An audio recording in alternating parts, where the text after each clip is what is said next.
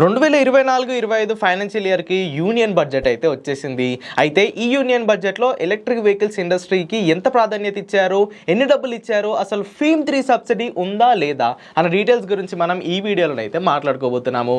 వీడియోలోకి వెళ్ళే ముందు నా పేరు Aditya Venu and welcome to EV Telugu. Friends, ముందుగా నేను ఫేమ్ 3 సబ్సిడీ గురించి క్లారిటీ అయితే ఇస్తాను. నిన్నటి నుంచి చాలా కామెంట్స్ అయితే వస్తున్నాయి, అన్న యూనియన్ బడ్జెట్లో ఫేమ్ 3 గురించి ఎక్కడ మాట్లాడలేదు, మరి అసలు ఫేమ్ 3 ఉందా లేదా, ఉంటే ఎప్పుడు వస్తుంది అని చాలా మంది అడుగుతున్నారు. సో నిన్న జరిగిన యూనియన్ బడ్జెట్ సమావేశాల్లో మన ఫైనాన్స్ మినిస్టర్ అయిన నిర్మలా సీతారామన్ గారు ఈ ఫేమ్ 3 సబ్సిడీ గురించి ఎక్కడ మాట్లాడలేదు. కాకపోతే దీని అర్థం ఫేమ్ 3 సబ్సిడీ మొత్తానికే ఉండదు అని కాదు. ఫేమ్ 3 సబ్సిడీ అనేది ఖచ్చితంగా ఉంటుంది. ఈ యూనియన్ బడ్జెట్ మీటింగ్ అవ్వక ముందే కొంచెం ఇన్ఫర్మేషన్ అయితే వచ్చింది. సో ఈ ఫేమ్ 3 గురించి యూనియన్ బడ్జెట్ లో మాట్లాడరు అన్నట్టుగా ఇన్ఫర్మేషన్ అయితే ఉంది. సో ముందుగా ఇది ఫేక్ న్యూస్ అనుకున్నాము, సో ఇప్పుడు చూస్తే ఇదే కరెక్ట్ న్యూస్ అయిపోయింది. సో యూనియన్ బడ్జెట్ లో ఫేమ్ 3 అయితే ఇంక్లూడ్ చేయలేదు. ఈ ఆగస్ట్ మంత్ లో ఫేమ్ 3 గురించి పూర్తి డీటెయిల్స్ అయితే మనకు తెలుస్తాయి. ప్రస్తుతం ఎలక్ట్రిక్ వెహికల్స్ కి ఈఎంపీఎస్ స్కీమ్ అయితే అప్లికబుల్ గా ఉంది. ఈ ఈఎంపీఎస్ స్కీమ్ కింద ఎలక్ట్రిక్ 2 వీలర్స్ అండ్ 3 వీలర్స్ కి సబ్సిడీస్ అయితే వస్తున్నాయి.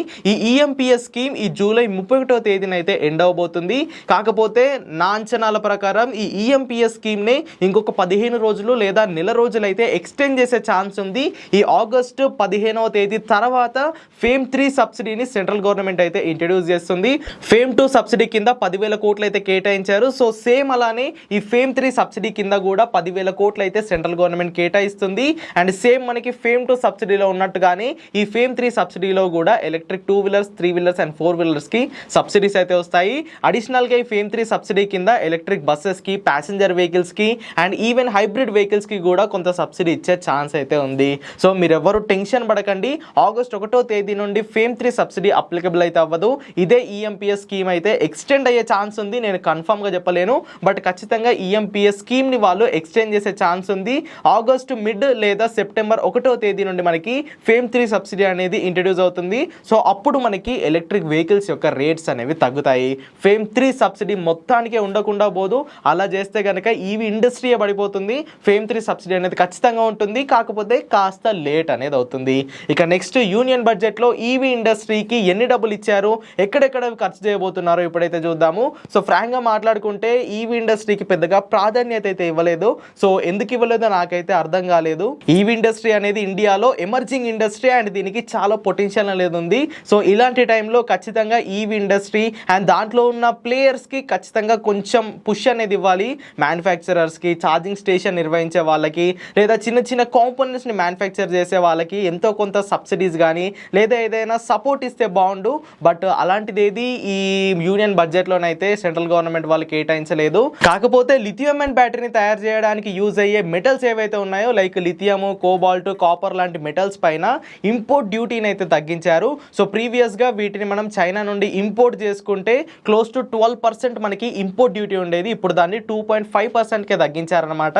సో దీని వల్ల ఏమవుతుందంటే ఏ కంపెనీస్ అయితే మన ఇండియాలో ఈ ఎలిమెంట్స్ ని ఇంపోర్ట్ చేసుకొని బ్యాటరీస్ తయారు చేస్తారో వాళ్ళకి తక్కువ రేట్లో ఈ ఎలిమెంట్స్ అనేవి వస్తాయి. సో ప్రస్తుతం ఈవీ ఇండస్ట్రీలో 100% కంపెనీస్ లిథియం అయన్ బ్యాటరీస్ ఏవైతే ఉన్నాయో వాటిని ఇంపోర్ట్ చేసుకుంటున్నారు. అలా ఇంపోర్ట్ చేసుకున్న బ్యాటరీస్ పైన 18% జిఎస్టీ అనేది పడుతుంది. అలా కాకుండా ఎలిమెంట్స్ ని ఇంపోర్ట్ చేసుకొని ఇక్కడ ఎవరైతే ఈ లిథియం అయన్ బ్యాటరీస్ ని మ్యానుఫ్యాక్చర్ చేస్తారో వాళ్ళకి రేట్ అనేది తగ్గబోతుంది. ఇంతవరకు చాలా కొన్ని కంపెనీస్ ఇలా చేస్తున్నాయి. చాలా మటుకు కంపెనీస్ డైరెక్ట్ గా తయారైన బ్యాటరీస్ ని వాళ్ళు తీసుకుంటారు, ఇక్కడ అసెంబుల్ చేస్తారు, సేల్ చేసుకుంటారు. సో ఇప్పటి నుండి ఎవరైతే ఈ మినరల్స్ ని ఇంపోర్ట్ చేసుకొని ఇక్కడ లిథియం అయన్ బ్యాటరీస్ ని తయారు చేస్తారో వాళ్ళకి కాస్ట్ అనేది దగ్గర ఉంది. సో అలా తయారైన బ్యాటరీస్ గనక ఈవీస్ లో వాడితే అప్పుడు ఎలక్ట్రిక్ వెహికల్స్ యొక్క రేట్స్ అనేవి తగ్గుతాయి. అంతేగాని ఇప్పట్లో తగ్గే ఛాన్స్ అయితే లేదు. అండ్ నెక్స్ట్ పిఎల్ఐ స్కీమ్ కి వీళ్ళు సుమారుగా 6,500 కోట్లు అయితే కేటాయించారు. సో ఈ పిఎల్ఐ స్కీమ్ కింద ప్రస్తుతం ఈవీ ఇండస్ట్రీలో ఓలా, టాటా లాంటి కంపెనీస్ అయితే సెలెక్ట్ అయి ఉన్నాయి. సో వీళ్ళకి సెంట్రల్ గవర్నమెంట్ నుండి కొంచెం ఫండింగ్ అయితే వస్తుంది. సో దాని ద్వారా వాళ్ళు మన ఇండియాలో ఎలక్ట్రిక్ వెహికల్స్ కి సంబంధించిన కాంపోనెంట్స్ అయితే మ్యానుఫ్యాక్చర్ చేయగలుగుతారు. ప్రస్తుతం ఓలా తయారు చేస్తున్న ఓలా బ్యాటరీస్ కి అండ్ ఓలా ఎలక్ట్రిక్ వెహికల్స్ కి ఈ పిఎల్ఐ స్కీమ్ అనేది అప్లికబుల్ గా ఉంది. సో ఇప్పుడు ఈ పిఎల్ఐ స్కీమ్ లో వీళ్ళు 6,500 కోట్ల బడ్జెట్ అయితే ఇచ్చారు.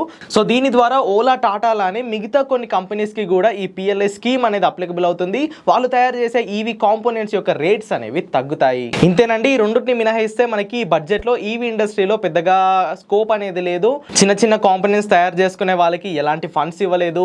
పబ్లిక్ ఛార్జింగ్ ఇన్ఫ్రాస్ట్రక్చర్ని డెవలప్ చేయడానికి ఎలాంటి డబ్బులు ఇవ్వలేదు. లిథియం అయాన్ బ్యాటరీని మ్యానుఫ్యాక్చర్ చేయడానికి యూజ్ అయ్యే ఎలిమెంట్స్ మీద ఇంపోర్ట్ డ్యూటీ తగ్గించారు అండ్ పిఎల్ఐ స్కీమ్లో కొన్ని డబ్బులు ఎక్కువ ఇచ్చారు. ఇంతే. ఈ రెండింటిని మినహాయిస్తే యూనియన్ బడ్జెట్లో ఈవీ ఇండస్ట్రీకి పెద్దగా ఇచ్చిందేమీ లేదు. సో ఇవన్నమాట మరి union budget EV industry highlights అయితే. మరి ఈ వీడియోపై మీ అభిప్రాయం ఏంటో కింద కామెంట్ చేసేయండి. వీడియో కనుక హెల్ప్ఫుల్గా అనిపిస్తే ఖచ్చితంగా లైక్ చేయండి. ఈవీ తెలుగు ఛానల్ని సబ్స్క్రైబ్ చేయండి. Go green go electric.